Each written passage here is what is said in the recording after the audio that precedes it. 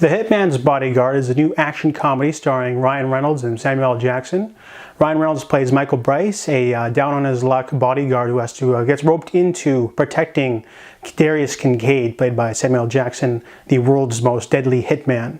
He has to protect him because Darius Kincaid, the hitman, needs to testify against a tyrant at The Hague, the International Court, in order to put away Gary Oldman's character. He is a very Euro-Russian-like monster, and that's where the movie falls apart for me.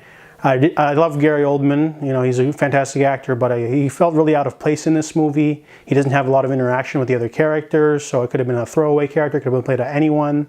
Also, I felt like the villains are very generic. There's this army of faceless, personality-free, bland henchmen that come after Ryan Reynolds and Samuel Jackson's characters, and they don't have any really qualities to remember.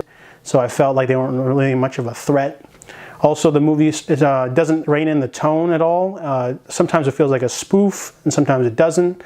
Like Ryan Reynolds smashes through a windshield, he's completely fine. Then he's fighting with people in a kitchen and in a hardware store, kind of like the Jean-Claude Van Damme movie Sudden Death. There's a fight scene where he fights a penguin in a kitchen. It's very tongue-in-cheek, mix of comedy and action, and then another moment they're really serious, and then the movie doesn't know if it wants to be a cartoon or if it wants to be like a serious movie.